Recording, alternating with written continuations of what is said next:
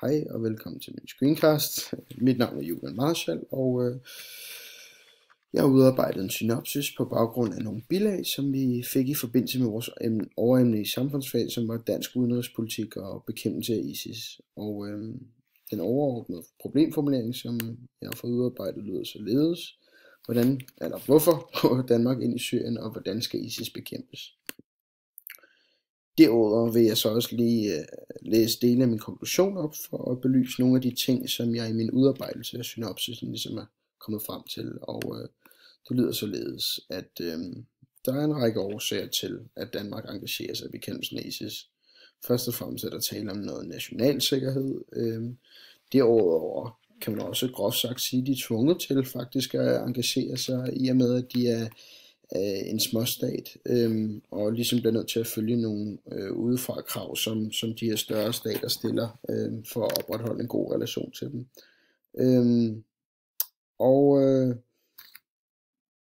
Danmark fører en balancepolitik, i og med at de har nogle ind- og udefra krav, udenrigspolitik.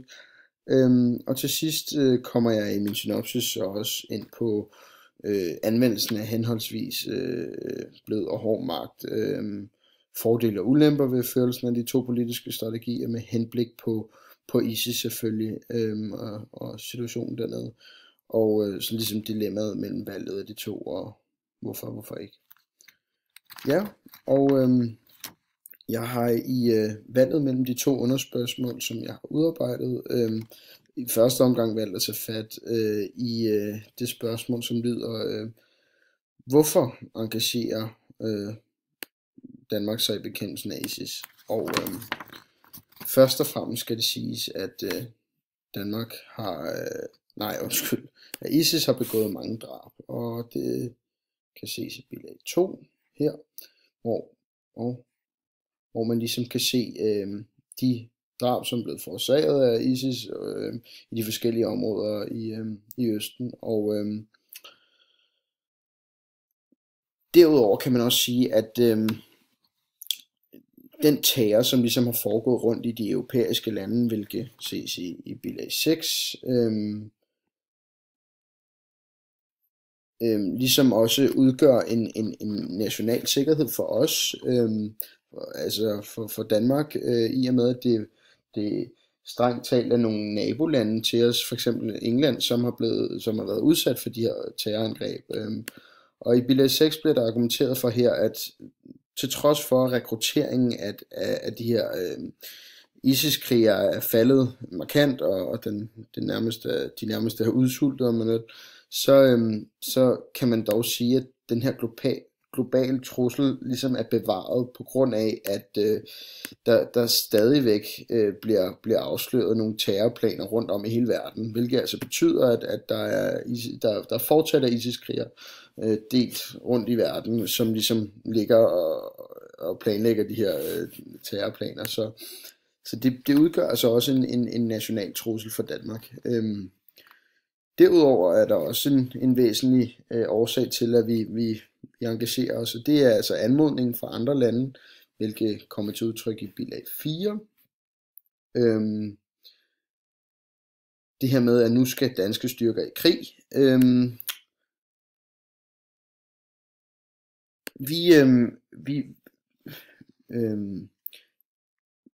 Da USA og Frankrig i slutningen af 2015 anmodede Danmark og en række andre lande om ligesom at tage part i kampen mod Islamisk Stat og ved at yde yderligere militære bidrag, så kom den her tilpasningspolitik ligesom til udtryk ved at Danmark fører en tilpasningspolitik i forhold til USA og Frankrig, da Danmark er en småstat, og derfor også har en højere stressmodtagelighed. USA og Frankrig er som sagt store stater, som har høj indflydelsesevne, og de har altså derfor også en mulighed for ligesom at stille de her udefra krav og være forløberen for mindre stater, som for eksempel Danmark, og som jeg også nævnte i min konklusion kort, så det er ligesom noget, små stater som Danmark helst skal følge for altså at bibeholde en god relation til de her lande. Så samlet set så fører Danmark altså den her balancepolitik, i og med at de har nogle indenfra og udefra krav i deres udenrigspolitik. Og derudover så altså det, og det kommer ligesom til udtryk her, at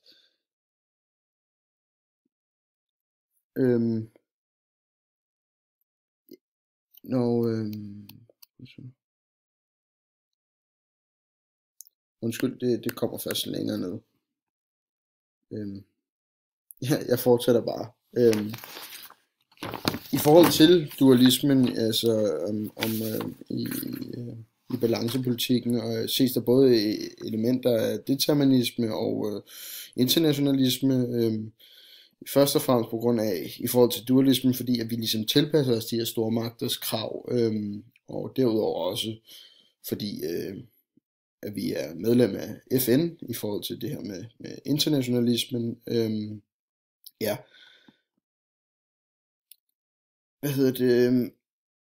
Men vi går i allerhøjeste grad ind i at engagere os i Syrien på grund af, at vi ligesom tilpasser os de her store magters forespørgsler og krav, hvilke grunder i determinismen.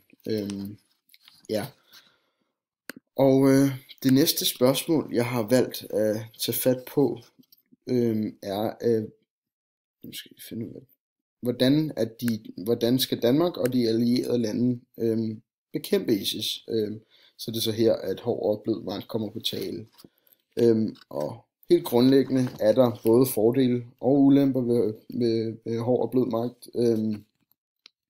Man kan sige, at hård magt er mere kortsigtet, og at blød magt er en længerevarende proces,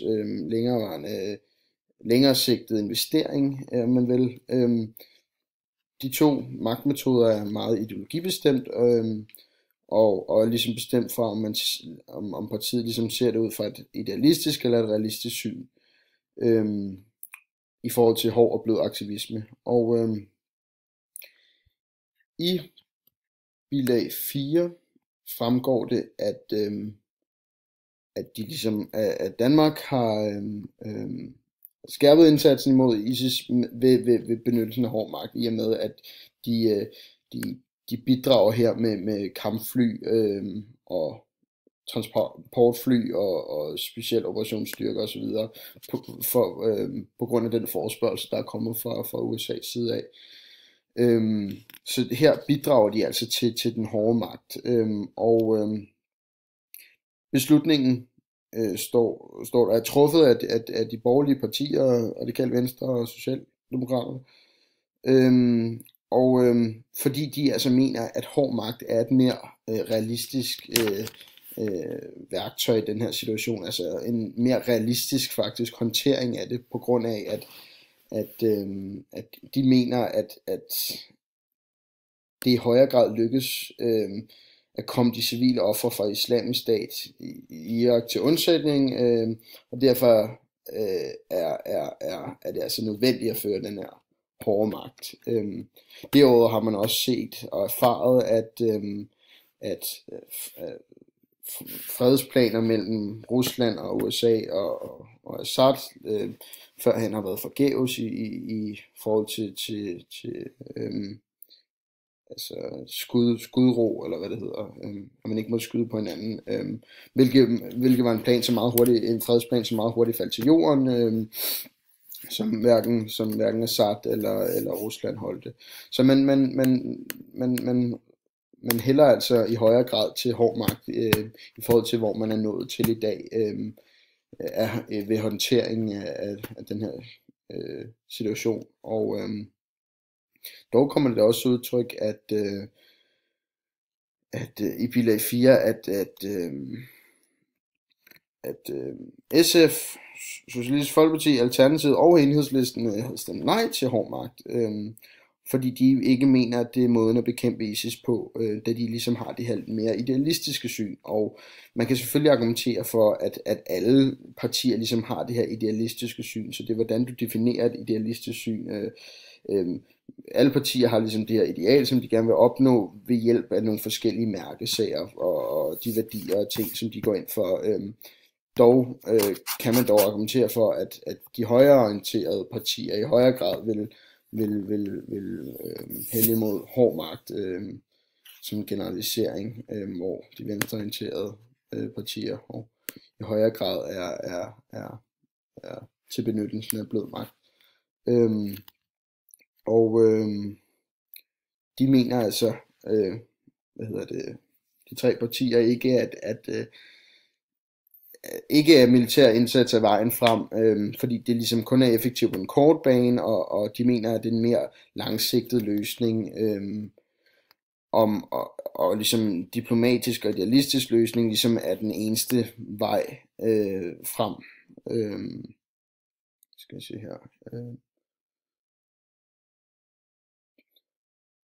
Det kommer også lidt til udtryk her i forhold til i bilag 5, at de mellemøstlige staters økonomier baserer sig i vildt omfang på olie,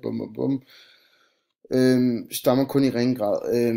Så hvis man kan gå ind og regulere i civilsamfundet og ligesom gøre det til et samfund, som vi kender det, og til den kultur, som vi kender, så kan man måske begynde at ved at ændre på nogle af de sociale ting i samfundet, kan man begynde at forebygge den her udbredelse af ISIS. Ja, og så er der så også afrundingsvis et citat fra Peter Taksøe, som siger, at det sætter i forvejen en skrøbelig region under pres og skaber risiko for sociale, kulturelle, politiske og økonomiske spændinger mellem flygtninge og lokalsamfund. Så altså grundet de her sunni-shia-magter og oliens betydning på civilsamfundet, så er det vigtigt at gå ind og regulere på sociale processer frem for at begynde at fortsætte at benytte sig af hård magt. Og til sidst så har jeg så valgt et bilag selv, som jeg finder relevant, da der her kommer til udtryk, at USA er tilbage i Irak og ny udenrigspolitik på gamle flasker.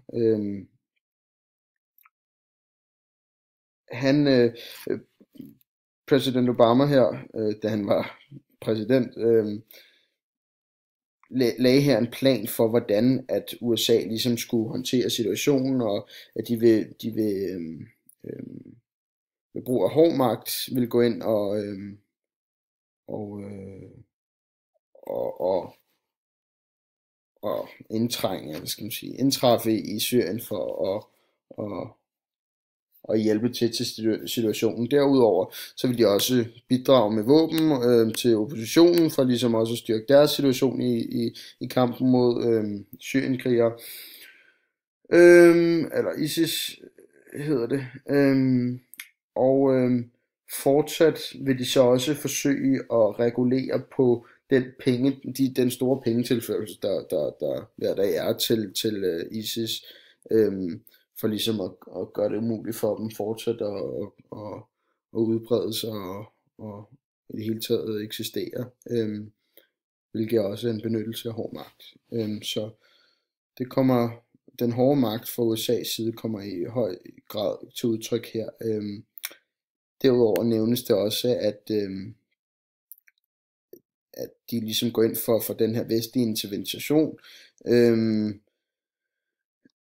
men og nævner det her med, at det kommer til at tage længere tid, og det vil blive dyrt, men kræver indirekte også, at Danmark og andre lande skal bidrage til den her plan, og han håber i flueben, at de vil bidrage til hans plan og hjælpe til. Ja, det var det hele. Tak.